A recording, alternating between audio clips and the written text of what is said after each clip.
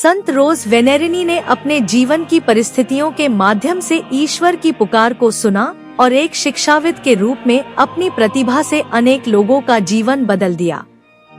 उनका जन्म 1656 में इटली के विटर्बो में हुआ था।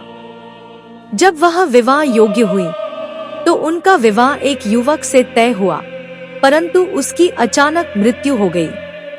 इसके पश्चात उन्होंने कॉन्वेंट में प्रवेश करने का निर्णय लिया, लेकिन वहां केवल कुछ ही महीने रह पाई। उनके पिता का देहांत हो गया था और माता की सहायता के लिए घर पर उनकी आवश्यकता थी। घर पर रहने के दौरान उन्होंने पड़ोस की महिलाओं को रोजरी प्रार्थना के लिए अपने घर में एकत्रित करना शुरू किया।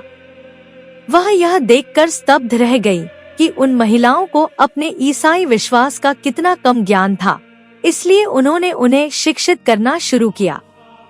उनकी इच्छा अब भी एकांत और प्रार्थना में जीवन बिताने के लिए कॉन्वेंट जाने की थी, लेकिन उनके आध्यात्मिक निर्देशक ने महिलाओं के साथ उनके कार्य को देखते हुए उन्हें एक शिक्षिका के रूप में जगत में रहकर अपनी बुलाहट को जीने के लिए प्रोत्साहित किया।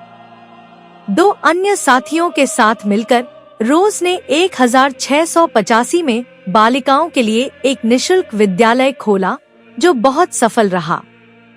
शीघ्र ही वह शिक्षा के क्षेत्र में अपनी अंतर्दृष्टि के लिए प्रसिद्ध हो गई और क्षेत्र के एक कार्डिनल ने उन्हें धर्म प्रांत के स्कूलों के प्रशासन पर सलाह देने और शिक्षकों को प्रशिक्षित करने के लिए आमंत्रित किया।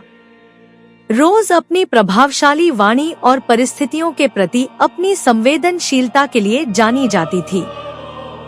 उन्होंने कई और स्कूलों की स्थापना की, हालांकि उन्हें कभी कभी कड़े प्रतिरोध का सामना करना पड़ा।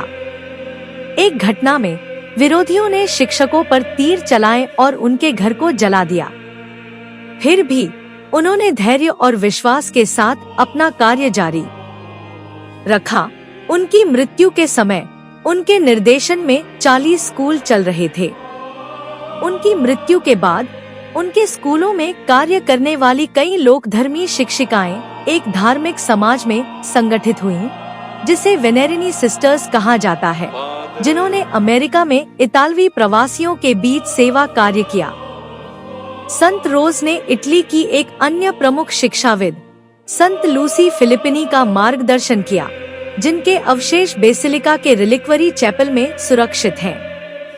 संत रोज को 2006 में संत घोषित किया गया था।